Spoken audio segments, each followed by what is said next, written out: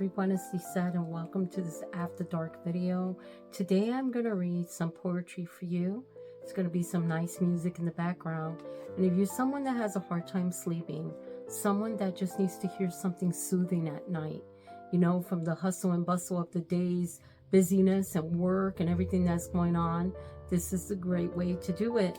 So I'm going to be reading from this Ideals Country magazine. I love the Ideal magazines. I think they're just really nice. I actually sent my mom one and I really enjoy these. So when I do find them and I can find them for very inexpensive, I try to pick them up. I do like the older copies of Ideals. So I'm going to be reading out of this book. This one is called The Water Jug by Mildred Pearl Van Horn. It was a long, long time ago when I was a child and time was slow. My father worked in the fields all day, and there wasn't much extra time to play. The dusty field was my magic rug when I carried water in an earth-brown jug. I dawdled along in the cornfield dust, but always thrilled at my father's trust. For every day at 10:30, he raised his eyes and see me again, just halfway there on my magic rug, and he waited for a drink from my earth-brown jug. This is a beautiful picture.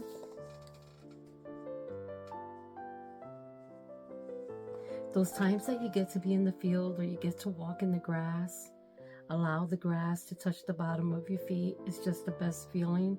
Just being out by yourself, looking at the sky, looking at the sunset or the sunrise. Those are just beautiful memories, and they're great memories to have. I think it's real special when you have that opportunity that you're able to embrace and look at God's creation and all the things he has created, because he said it is good. What he has created, it is good. This one that I'm going to read is called God's Helper, and this is by S. Omar Baker. The day that he turned 82, Grandfather had a job to do. A special job that could not wait, lest some tomorrow be too late. Slow were his movements, but content, his heart as to the task he bent, of setting out new apple trees, 6 slender stalks upon old knees. He knelt to place young roots with care, whose fruiting he would never share. Some day a child he'll never know would wander down the shadow row. Some star-eyed girl, some lusty boy, to share his apples and his toys.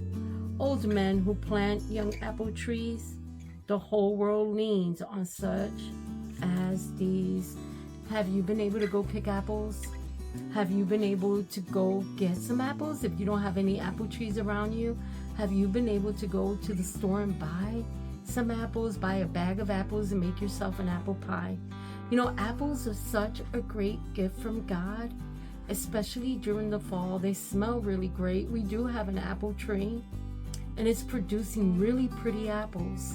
We don't have the biggest apples, but they're so pretty, and we get to make rhubarb apple pie.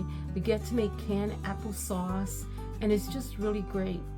So what are you doing with those apples? Are you enjoying your apples? You know, apples a day supposed to keep the doctors away.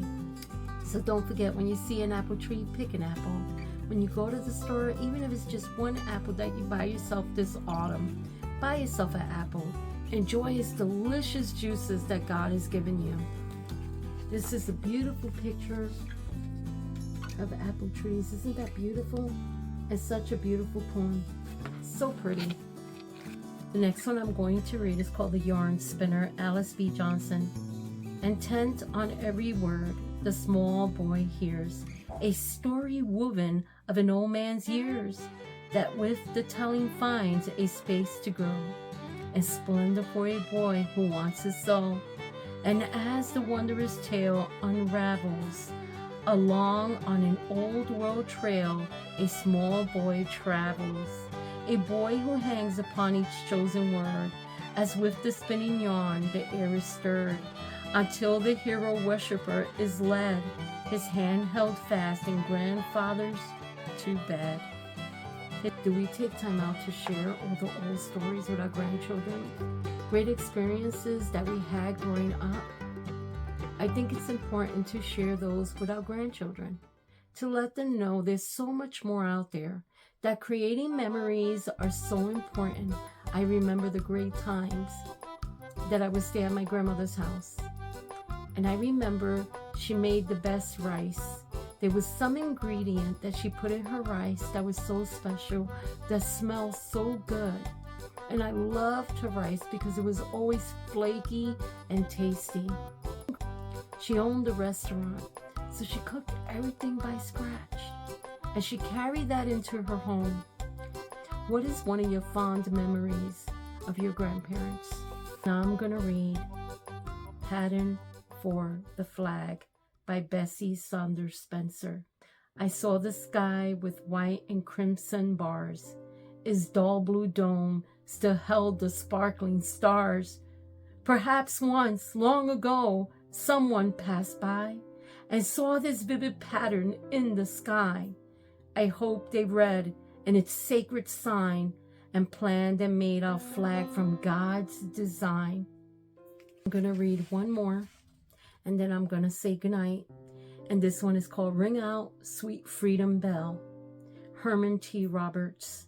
Ring out, sweet freedom bell. Ring out our nation's noblest theme. Ring out and let thy tolling swell the joyful triumph of her dream. Ring out the pilgrim's yearning quest, whose vision shaped our destiny. Bold patriots now long at rest, whose courage gave us liberty. Through village streets and homes and hearts, through farms and cities, send a peal. And may the message it imparts renew our patriotic zeal. For stars and stripes, floats and bands, reliving Independence Day. For those still ruled by tyrants' hands, who think of us and yearn and pray. Ring out the voices of the soul, the vision and the will to share. Ring out again, sweet bell, and toll the hope of freedom everywhere. I hope everybody has a wonderful night. And remember to pray. Remember to pray. Keep your sights on the one who created you. Have a good night's sleep.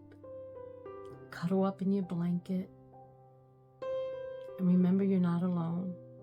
Jesus loves you. Everybody have a great evening, and I'll talk to you in the next video. Bye.